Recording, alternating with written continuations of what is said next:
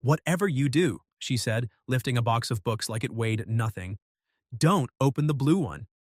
That should have been enough to make me curious. It was worse than that, actually. It made me careful.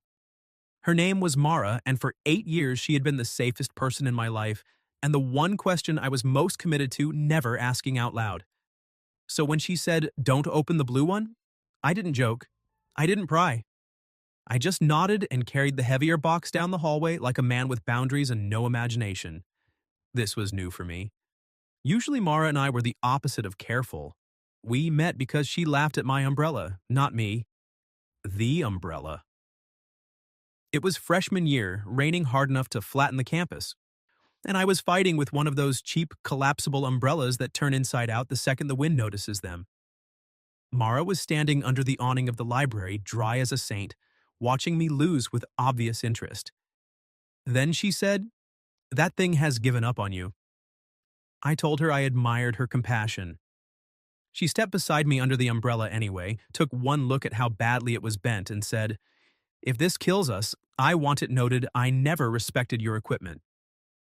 That was the beginning. After that, she became the person every boring thing turned good around. Coffee tastes better with her. Grocery runs go faster. Bad movies become an event. Even waiting at the DMV with Mara once felt like a story instead of a punishment. Mostly because she spent 40 minutes assigning secret emotional backstories to everyone in plastic chairs. She was funny like that. Dry, unexpected, completely unbothered until she cared, and then suddenly so attentive it made you feel seen in a way that was almost dangerous. For 8 years we had lived in different versions of the same city and somehow still ended up in each other's daily life. Calls on the way home, quick dinners that turned into midnight, emergency errands, birthdays, grief, new jobs, bad dates, family crises, tiny victories. If something happened, Mara usually knew first. And if I'm being honest, that should have scared me sooner. People around us definitely found it suspicious. My sister once watched Mara rearrange my kitchen cabinets because, according to her, "Your spice logic is criminal," and said, "So are you two dating, or do I need to be worried in some other direction?" Mara nearly dropped the paprika. I laughed. Then, like always, I moved on before the question could follow me anywhere useful. That was our trick. Get close enough to matter, never close enough to name it. Now she was moving out of her apartment after nearly 4 years there, and I was helping because that's what I always did when she asked. Not because I'm especially noble, because when Mara said, "Can you come over?" I need help packing, and I'm dangerously close to throwing things out based on emotional betrayal. There was no version of me that wasn't already grabbing my keys. The apartment looked wrong, half empty. Too much wall, too many echoes.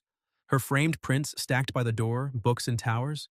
The kitchen drawers gaping open like the place had been interrupted mid-thought. The lamp in the corner was still on, though. Mara always packed like she was trying not to spook the room. "Why are you moving so many books if you keep claiming you're not sentimental?" I asked, lifting another box. "Books aren't sentiment," she said. "They're evidence." "Of what?" "That I have taste and history." "Those seem expensive to transport." She smiled without looking at me. "You're free to leave at any time." That was the rhythm with her. Half teasing, half true, and somehow warmer than either of those things should have been. We worked for 2 hours, kitchen first, then shelves, then the closet where she found a sweater I'd left there in February and said, "This is your fault," like I had personally arranged her attachment to objects. By 10:30, also the apartment smelled like cardboard, dust, and the takeout noodles we'd abandoned on the counter an hour earlier. We were both tired enough that the edges of things had gone soft. That was when the blue box happened. It wasn't dramatic. I was carrying a stack of framed prints from the bedroom when Basil, her awful cat, who moved through life like a rich man with no empathy, launched himself onto a half-packed chair, missed, hit a side table, and sent one small blue storage box skidding onto the rug. The lid popped off. Mara turned so fast it almost looked like pain. "Don't!" Too late. I wasn't snooping, I didn't even kneel. But 3 envelopes had slid halfway out, and all of them had the same thing written across the front in neat dark ink. My name. Not just once. 3 different envelopes, 3 different dates, same name, same handwriting. Same sudden feeling that the room had dropped 2 degrees and I had somehow become the least prepared person in it. I looked at the box, then at Mara. She was standing completely still, one hand still on the bedroom doorknob, face drained in a way I had never seen before. Not angry, worse, exposed. I wasn't trying to read anything, I said. I know. Her voice was flat, controlled too carefully. That made it worse. I set the frames down by the wall.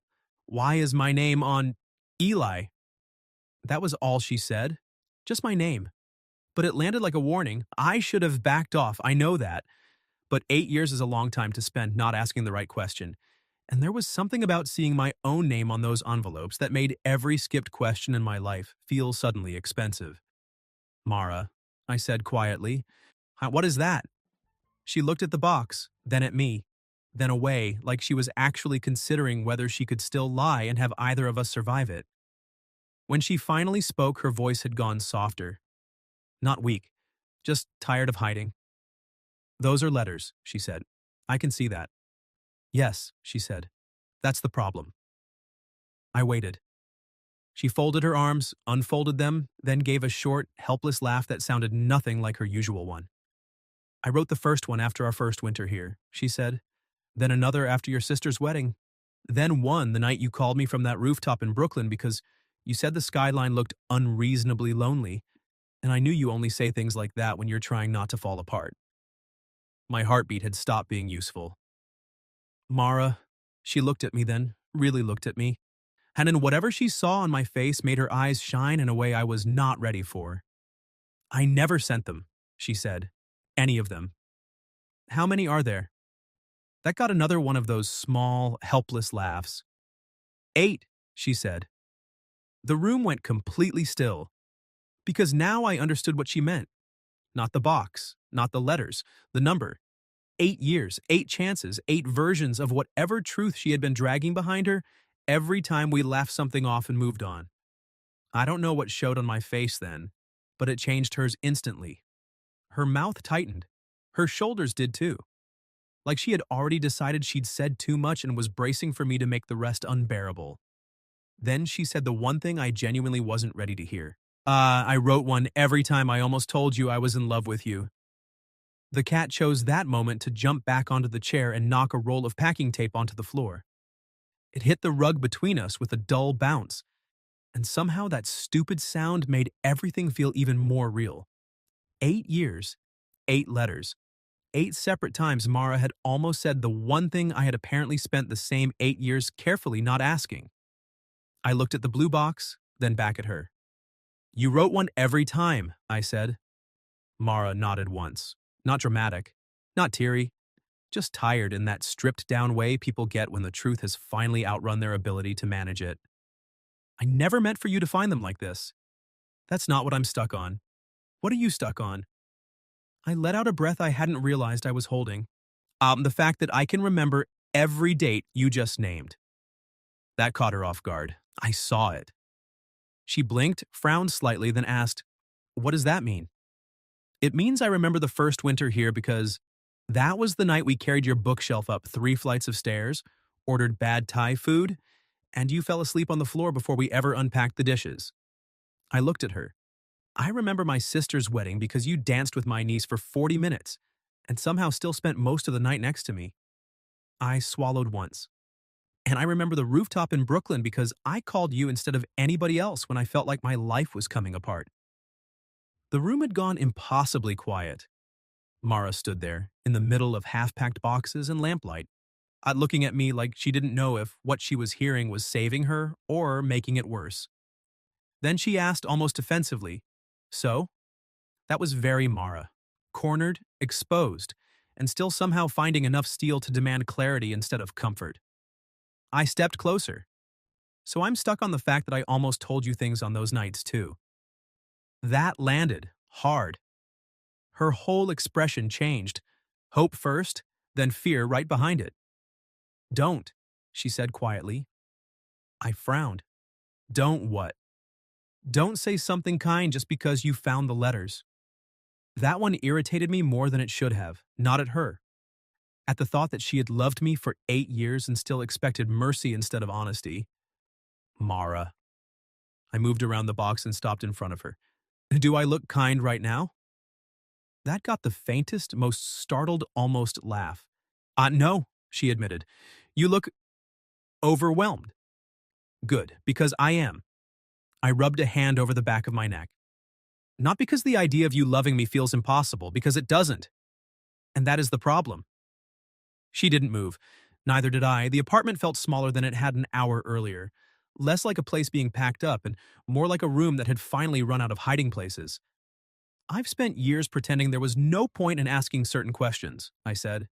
But if I'm being honest, every time something mattered, you were the person I wanted first. Every time something went wrong, you were still the person I wanted first. And every time I tried to build something with somebody else, it felt like I was borrowing time from the part of my life that already belonged to you. Mara looked down for 1 second, then back up. Her eyes were brighter now, not falling apart, just no longer guarded. You say things like that, she murmured, and then act surprised I wrote letters. I smiled despite myself. That softened something in her face, but not enough to erase the tension completely, because there was still one more thing sitting in the room with us. The move. The boxes. The fact that this was all happening while her life was literally being packed shut around us. I glanced at the stacks by the door. Are you moving because of this? That made her go still again. Partly, she said after a beat. That hurt more than I expected. Mara. No, be fair. She folded her arms, then immediately dropped them again, frustrated with herself. It's closer to work, the lease was ending. I'm not fleeing the city in a velvet cloak. That sounds dramatic enough to be your real plan. Don't interrupt me when I'm trying to be vulnerable. Sorry. She exhaled and looked around the apartment like it had become evidence. It just started feeling crowded in here, she said quietly. Not physically, just... Her eyes came back to mine. Too many versions of almost. That one got me. Because I knew exactly what she meant. The chair where we always ended up talking too late, the kitchen counter where she leaned when she wanted to keep me there 5 minutes longer, the couch where apparently a blue box had been sitting full of my name for longer than I had any right to understand. What were you going to do with them? I asked, glancing at the box. Her mouth tightened. Throw them out. I looked at her. Tonight? She nodded once. That changed everything. Not the feeling, the urgency. Because suddenly I could see the whole shape of it. Mara packing up her apartment, packing up 8 years of almost confessions, and trying to drag herself into a cleaner future by destroying the one place she had ever let the truth exist in full. No, I said. She frowned. No? No. Mature argument. I'm serious. So am I. I stepped forward until there was almost no space left between us. You do not get to throw out 8 years of loving me and call that closure before I answer. Her breath caught. That was the line. The one that changed the room from confession into choice. Mara looked at me for one long second, and when she spoke, her voice had gone soft in that dangerous way it only did when she stopped protecting herself. Then answer. I didn't kiss her right away. I didn't joke. I didn't give us another exit. I just told her the truth. I wasn't ready to hear it, I said, because once you said it, I couldn't keep pretending I'd been confused. I held her gaze. I've been late, not blind. Her face changed at that, opened. Just enough. I kept going. I think I've loved you in every ordinary way for so long it stopped looking dramatic enough for me to name it. Grocery runs, bad coffee, rooftop calls. The fact that when anything happened, good or awful, you were the person I reached for first. I smiled a little helplessly. Apparently, I needed a blue box to force me to stop being an idiot. That got her. Not a big laugh. A small, broken, relieved one. Then she asked, So, what happens to the letters? I looked at the box, then back at her. Future ones? I said. You hand them to me. That did it. And whatever last piece of distance she'd been holding on to broke on her face so clearly it nearly undid me. Mara. She shook her head once, smiling and crying nowhere near enough to be dramatic about it. That was very unfairly good. I've had 8 years to accidentally prepare. You did not know about the letters. No, I said, but I knew about you. Then I kissed her. Soft first, almost disbelieving. The kind of kiss that feels less like a sudden beginning and more like finally stepping into a room you've both been circling for years. When we pulled apart, she stayed close, forehead near mine, smiling in that quiet, stunned way people do when something they wanted turns real before they've finished bracing for disappointment. Well, she whispered, that was worth the cat. I laughed softly. Basil's going to be unbearable about this. He already is. A week later, the new apartment still had unopened boxes and terrible lighting in the kitchen, but the blue box was on the top shelf instead of in the trash. Mara claimed that was temporary. I claimed she was a liar. She said if I wanted better storage decisions, I could start by alphabetizing my own spices before criticizing hers. And the strange thing was, none of it felt fragile after that.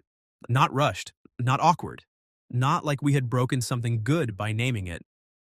It felt like 8 years of almost had finally decided to become a real life. So tell me, if you were in my place, what would you have done after hearing what she'd been hiding for 8 years? Leave it in the comments. And if you like this story, don't forget to like the video, subscribe to the channel, and I'll see you in the next one.